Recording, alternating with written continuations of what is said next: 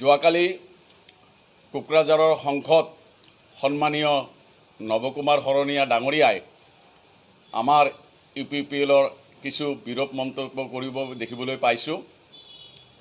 তেওঁ কৈছিল যে UPPLে 5টা সিট পাব আৰু UPPLে শংকিত হৈছে। একচুয়ালি UPPL শংকিত হোৱা নাই, শংকিত হৈছে সন্মানীয় সংসদ নৱকুমাৰ শৰণীয়া ডাঙৰীয়া। আপোনাৰ যিখিনি আপুনি বিগত দিনত আপুনি লোকসভাত জিতি গৈছিল অনাবৰৰ কাৰ্ড খেলি, সেইটো কাৰ্ড এতিয়াৰ খেলিবৰ আপোনাৰ সময় নাই।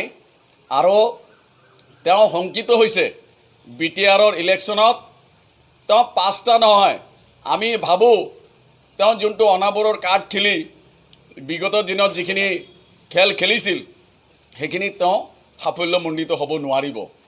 কিয়নো প্ৰমোদ বড়ো ডাঙৰীয়াই BTRত বড়ো অনাবৰৰ বস্তুটো তেওঁ শেষ কৰিছে।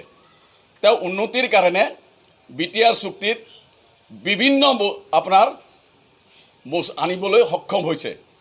আৰু তেওঁ কৈছে যে BJP আৰু UPPLৰ মিলিভকত, আমি চাগে নাজানো তেওঁ মিলিভকতত তেওঁ আছিল নেকি, আৰু তেওঁৰে মিলিভকত চাগে UPPL অকলেই খেলিব আৰু একক সংখ্যাগৰিষ্ঠতা কৰি চৰকাৰ গঠন কৰিব।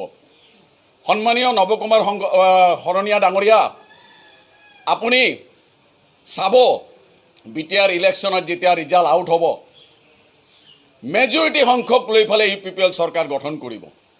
আৰু তেওঁ কৈছে যে কেতিয়াবা কৈছে তেওঁৰ চিন্তাধাৰা মই আচৰিত পাইছোঁ। তেওঁ কথা কৈছে যে অনাবড়োখিনিক ঠকাইছে, কেতিয়া কৈছে বড়ো জাতিক ঠকাইছে।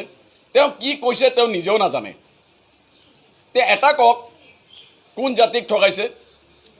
মই আপোনালোকক ক'ব বিচাৰিছোঁ BTR বাসীক মই এটা জনাবলৈ বিচাৰিছোঁ, প্ৰমোদ বড়ো ডাঙৰীয়াই BTRত থকা সকলো জাতি জনগোষ্ঠীক লৈ তেওঁ আগুৱাব বিচাৰিছে, আৰু সেইটো নমুনা BTR চুক্তিত দেখিবলৈ পাইছোঁ।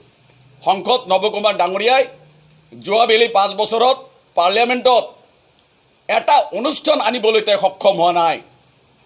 তেওঁ বুকত দাঁতি ক'ব নোৱাৰিব পাৰ্লিয়ামেণ্টত এই BTRৰ পৰা এজন ল'ৰাক চাকৰি দিছে বুলি তেওঁ ক'ব নোৱাৰিব, আমি দেখিবলৈ পোৱা নাই।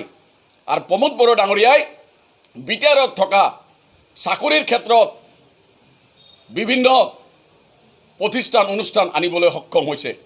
আজি BTRত মানুহে ভাল ফেচিলিটি পোৱা নাই, পানী খাবলৈ পোৱা নাই, আজি ডক্টৰৰ ফেচিলিটি নাই, ভাল হস্পিটেল নাই, কিন্তু তেওঁক পাৰ্লিয়ামেণ্টত মাত মাতিবলৈ দেখিবলৈ পোৱা নাই।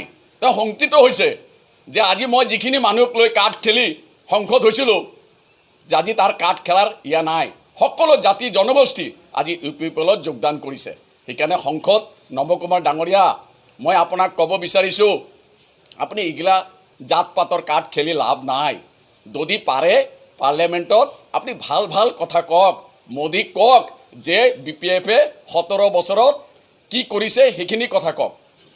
UPPL চৰকাৰে প্ৰমোদ বড়ো ডাঙৰীয়াই আফচুৰ পৰা যায়, চিন্তা কৰক। তেওঁ আফচুৰ পৰা গৈ BTR চুক্তিত তেওঁ এইমছ আনিবলৈ সক্ষম হৈছে, NIT আনিবলৈ সক্ষম হৈছে।